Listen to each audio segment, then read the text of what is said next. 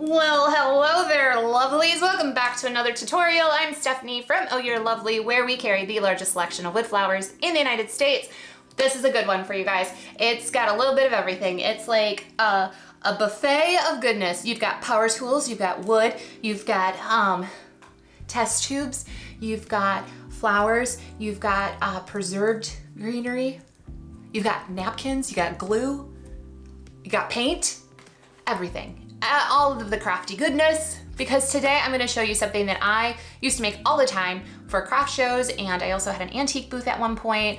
It was one of those little smalls that was easy to make a ton of them, super like customizable as well, and the entry level of like supplies and skill knowledge is pretty minimal. So it's really nice as a beginner project for woodworking. And what we are going to make today, we are going to make what I like to call test tube vases.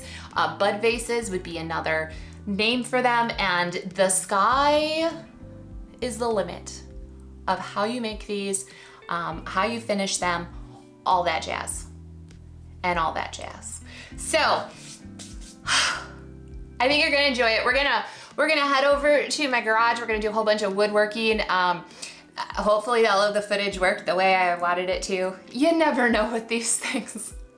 But I'm gonna show you first how to make the whole thing, and then at the end, we'll make a little teeny tiny simple Simon arrangement. But most of this particular tutorial is gonna be about woodworking and a decoupage technique that I kind of worked out over the years that I absolutely love. So I hope you enjoy this tutorial. It's a little of my crafty soul, small business soul, craft show soul that I had so many years past, and now I wanna give it to you. And I hope you enjoy it and you take it and you just run with it, and it also brings you a lot of sales and conversations and all that jazz. All right, you guys, let's go outside. It's hot. It's gross and hot. Yeah, so let's do this.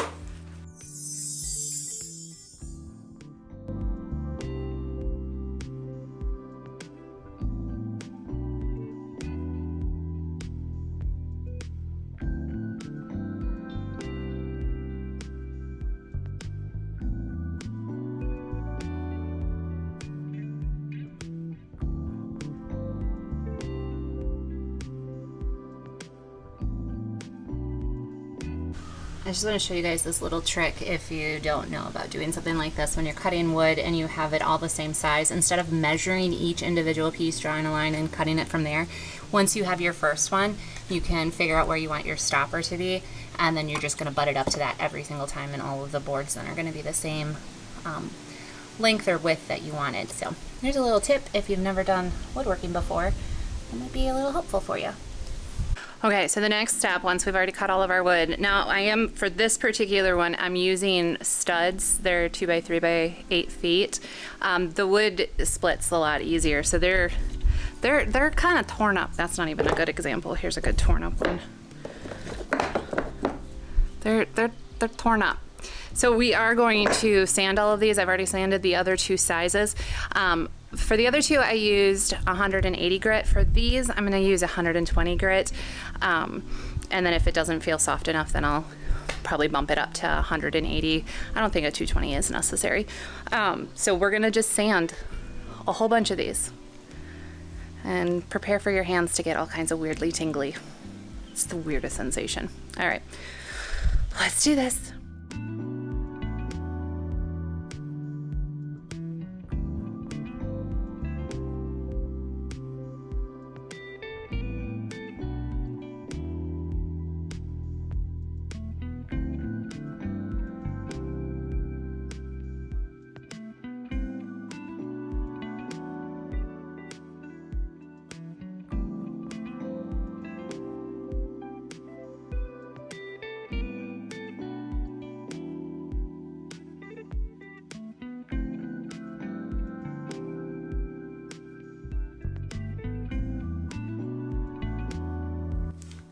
Okay, so we're back from outside working on all of the pieces of wood, and I did do one thing and didn't show you what I did, and that is putting the holes into the pieces of wood for your test tubes to go into. And it's just gonna depend on the type of wood that you use, how many holes you want to put in there, or how many little test tubes. Also, the drill bit that you're going to use is going to be determined on the size of your little test tubes. Now, I get these off of Amazon. They're fairly affordable and you get them in like packs of 50, so you can make a lot of these. This one I've already painted, but as you can see, I put 2 holes in that one. This one, the smaller, slightly less wide one, I only put 1 hole in there. And then when I use these guys, I put 3 holes. If I have a longer one, I'd put like probably 5 holes. It just depends on what you want to do. And then you just pop. These come with caps usually too. I don't keep the caps. I just get rid of those. But then 1, 2, 3. Now you can keep this like it is, but we're extra around here. So I'm going to show you one of my absolute favorite ways to decoupage onto these, hence why this one is painted already. So let's jump into that, shall we? Okay, so first thing you're gonna need is going to be, I like to use napkins because they're cheap and you can find them all over the place. This particular napkin was found at the dollar store. The only thing about it though is half of the design is just white. So keep that in mind. Dollar store, you're not gonna get a full like design on it, which is fine. It's gonna work just fine for this particular project. But yeah, my favorite place to get napkins. Tuesday morning, if you have one local to you, those are a little bit harder to find. Ours, I think, just closed recently, so I don't have a Tuesday morning anymore. The other place I really like to get napkins is Home Goods, TJ Maxx, Marshalls, that little family. At Home might have some too, possibly. And then I just kind of keep an eye out for designs. I think like the Hoblob and some other places also will have some fun napkins every once in a while. So with the napkin, these are usually 2 or 3 ply, and what that means is how many pieces of paper are like squished together. This one's a 2 ply, so it's 2 pieces, and you're going to want to separate. You want to get to the single piece of paper that has your design on it, and this can every once in a while get a little tricky. I'm getting it lifted, but my nails don't always want to, well, even when I didn't have nails, this was always kind of the tricky part, but just keep kind of working on it and you'll get it to separate. Okay, so here we go. Now it's separating. So see, we're gonna separate that. And now, and you can also do this with tissue paper if you don't want to separate napkins and stuff. And then I always just kept the other to clean with. So now we have our napkin ready. Let's talk about the supplies because we're gonna use a special glue to make this work. So I'm gonna bring you guys down and we'll talk about the glue. So the fun special glue comes in this funny little bottle. I feel like we've shown this once before. This is called rice glue. This is my favorite glue to use for this. You can use Mod Podge and things like that. I just always get a lot of wrinkles, and I've kind of perfected a way so I don't get a lot of wrinkles using this rice glue. The other things that you're gonna need, you do need this little like scraper on Amazon. They're listed as like glue scrapers. You can get them in big packs. And then I'm gonna also need a paintbrush. So first thing first, let's cut our design out just a little bit on the paper. If I can find my scissors, which I can't at the moment. That's just lovely. All right, well, no, that's not what I want to do. Oh, I found my scissors. Thank goodness.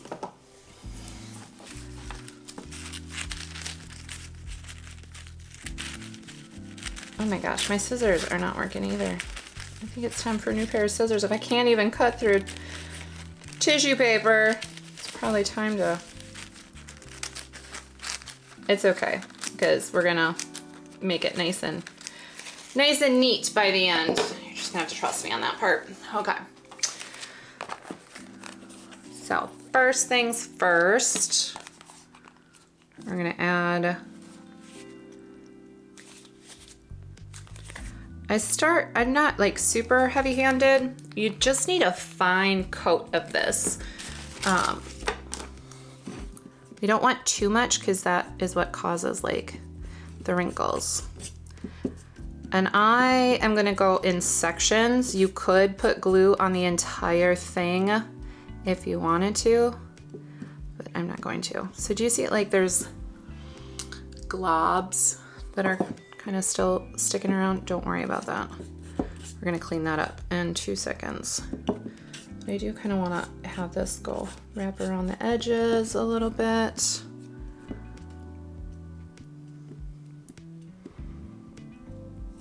Okay. And the leftover bits, I'm gonna kind of put right back into my tube. And now we're gonna take our little glue scraper, and this is where I'm saying we're having a fine coat. So I'm gonna go through and scrape off some of the excess glue. Oops. Go back through again and thin it out a little bit. Do the same down at the bottom.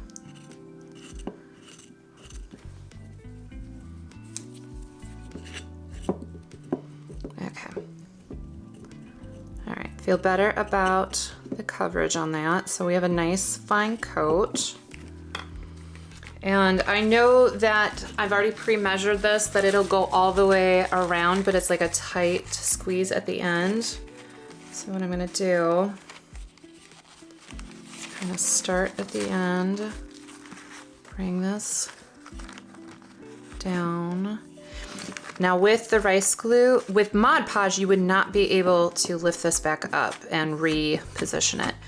With the rice glue, you usually can do it once or twice. Now, I do need my glue scraper again.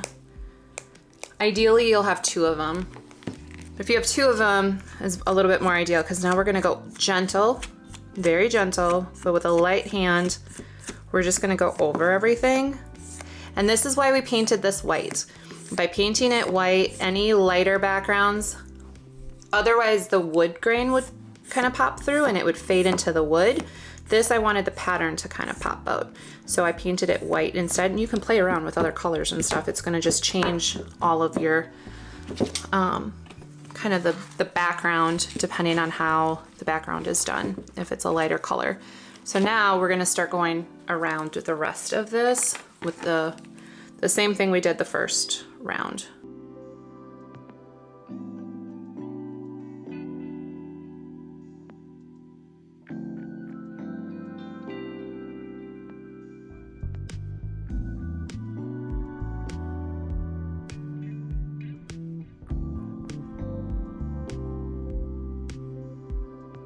And it's okay that there's some overage. Don't worry about that. And we're gonna clean that up in just a few minutes.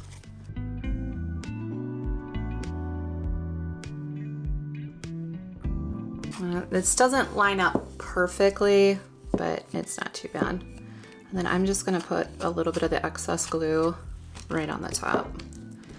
Connect those two. And let's see if we can kind of clean that up.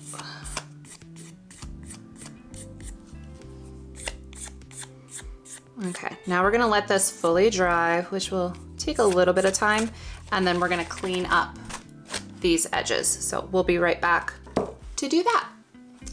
So time is not on my side today, so we're gonna do this while it's still a little wet, and it might cause some jagged edges up at the top. So I would definitely recommend waiting, but like I said, I can't today.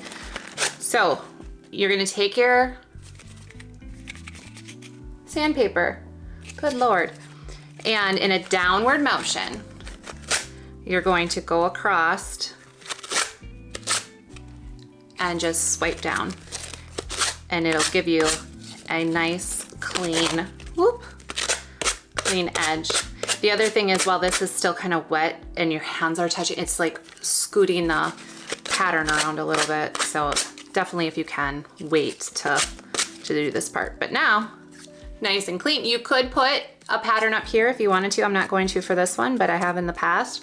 And then on the bottom, I always would put a stamp of my business name when I used to sell these. See, I lifted the paper just a little bit on there. I'm gonna try to fix it. And there we go. I feel fine about that. But like I said, if you don't want any kind of mishaps to happen, wait until this is fully dry. There we go. All right, so now we're gonna add our little test tubes in there. And let's make a real quick, fast arrangement. Now imagine this though with like a group, a whole bunch of them. like spread across a table or a little setup.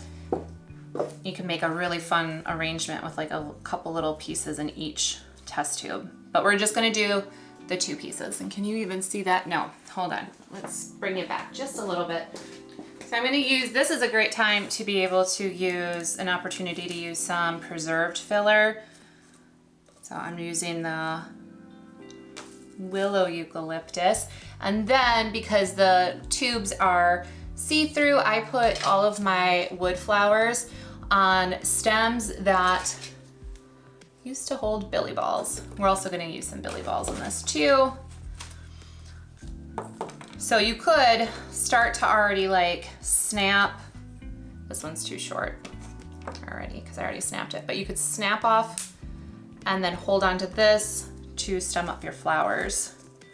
There's one, and we'll do one a little bit higher, and I think that's too high for you even to see again. Geez Louise, I am batting not very well today. But that way then you have a little bit more of a natural looking stem as you are putting everything together. And it's just gonna depend how many things you can fit in there is gonna depend on the size of the flowers, the size of the stems, how like robust or tight you want everything to be. There's a couple different factors that happen with this. And you just have a little fun with it. We've got a little daisy. You could also use wires, and then you can tilt the heads of the flowers the way you want. Mine are all facing upward because of the way that this is set up, but I'm okay with that. I think that's really cute, as is. And I do want something, I don't like this the way it is right now. I like that a little bit more this way, and I kind of feel like if I can get something down a little bit lower there, it would be ideal. So we're gonna do that. Or maybe, this is a real thin billy ball. We'll pop one of those. We'll do 3 little billy balls in this piece. That's cute. That's cute. And then got some bunny tails I can also add in. They're super thin stems, so they can slide into kind of the chaos we've got going on. Or you can go simplistic. You can just add like 1 flower into each one in varying different heights as you put them on the table. I think that's good. I don't know if I'm loving, actually I think we're gonna move that a little bit. And we're gonna move our billy ball over to the side, I think. So it's a little bit more, there you go. A little less tight on the other side. You can adjust. That's looking cute. I think.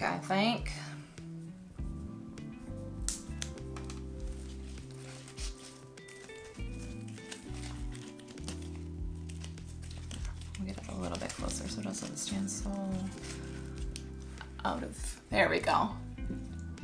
That's so cute.